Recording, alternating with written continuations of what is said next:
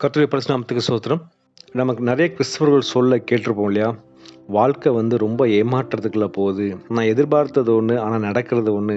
நான் நெறைய ஒரு பிளான் போட்டேன். அந்த பிளான் படி என் வாழ்க்கை போறதே இல்ல. நெறைய ஏமாற்றங்கள் தான் என் வாழ்க்கையிலன்னு சொல்லி நெறைய கிறிஸ்தவர்கள் சொல்லுவாங்க. ஆனா, ஏன் இந்த ஏமாற்றங்கள் அப்டின்னா, நான் ஒண்ணு எதிர்பார்த்திருக்கேன் என் வாழ்க்கையில.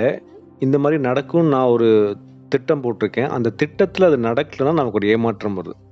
ஆனா கடவுள் என்ன சொல்றாரு நீங்க பார்த்தீங்கன்னா, வசனத்துல ஏசாயா 55:8 அந்த வசனத்த உங்களுக்கு வாசிக்கிறேனே. "என் நினைவுகள் உங்கள் நினைவுகள் அல்ல. உங்கள் வழிகள் என் வழிகளும் அல்லவென்று கர்த்தர் சொல்லுகிறார்." கடவுள் என்ன சொல்றாராம், அவருடைய வழிகள் நம்முடைய வழிகள் கிடையாதாம். நம்முடைய வழிகள் அவருடைய வழிகள் கிடையாதாம்.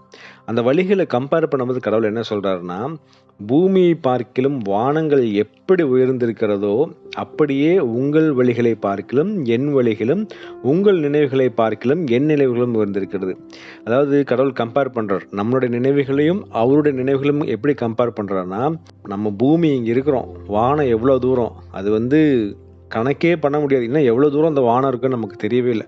அவ்ளோ தூரமா, அவ்ளோ டிஃபரன்ஸா நம்மளுடைய வழிகளுக்கும், அவருடைய வழிகளுக்கும். ஆனா, நம்ம நம்ம பிளான் பண்ண ஒரு வழியில நம்ம வாழ்க்கை போகலன்னா, நமக்கு நெறைய ஏமாற்றங்கள் வருது. அதனால தான் நம்ம என்ன பண்ணணும்னா, நம்முடைய வழிகள வந்து தேவனிடத்துக்கு ஒப்புக் கொடுக்கணும். அவரு தான் என்ன பண்ணுவாரு, காரியத்தை வாய்க்க பண்ணுவார்.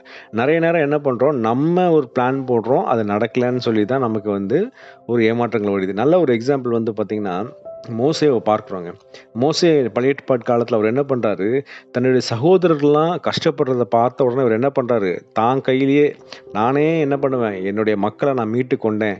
என் மேல அந்த அபிஷேகம் இருக்கு. நான் என்ன பண்ண போறேன், எல்லாத்தையும் மீட்டுக் கொண்டு கானான் தேசத்துக்கு கூட்டிட்டு போறேன்னு சொல்லி இவர் என்ன பண்றாரு, சுயமா ஒரு டெசிஷன் மேக் பண்ணி ஒரு எகிப்தியனை கொன்று போட்டுறாரு. இது வந்து பார்வோனுக்கு தெரிஞ்சோனே இவர் என்ன பண்றாரு, பயந்து ஓடுறாரு. பார்வோன் என்ன கொன்றுவான் அப்படின்னு சொல்லிட்டு அவர் என்ன பண்றாரு, வனாந்தரமான இடத்துல போறார். ஒரு ராஜாவா இருக்க வேண்டியவரு, இவர் என்ன பண்றாரு, காடு மேடுன்னு ஓடுறாரு. கடைசியில என்ன பண்றாரு, 40 வருஷம் வனாந்தரத்துல ஆடு மேய்ச்சிட்டு இருக்காரு. அதுவும் யாருடைய ஆடு? அவருடைய மாமனாருடைய ஆடு. ஒரு ஆடு கூட கிடையாது சொந்தமா. இல்ல எகிப்தின் எல்லா கலைகளையும் கற்ற ஒரு மனுஷன், தன் சுயமாய் ஒரு டெசிஷன் எடுக்கும்போது எல்லாத்தையும் விட வேண்டியதா இருக்கு. இல்ல? ஆனா கடவுளுடைய வழிய பாருங்களேன். கடவுள் 80 வயசுல அழகா கூட்டிட்டு வர்றாரு. கூட்டிட்டு வந்த உடனே கடவுள் அவர வைத்து என்ன பண்றாரு, பெரிய அதிசயங்கள், அற்புதங்கள் செய்றார்.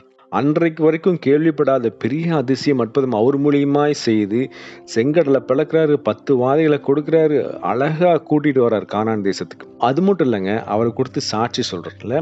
மிரியாமும் அவங்க அண்ணன் ஆரோனும் வந்து மோசேவ பார்த்து முறுமுறுக்குறாங்க. இவங்கிட்ட மட்டும் தான் கடவுள் பேசுவாரா? ஏன் எங்கிட்டலாம் பேச மாட்டாரா?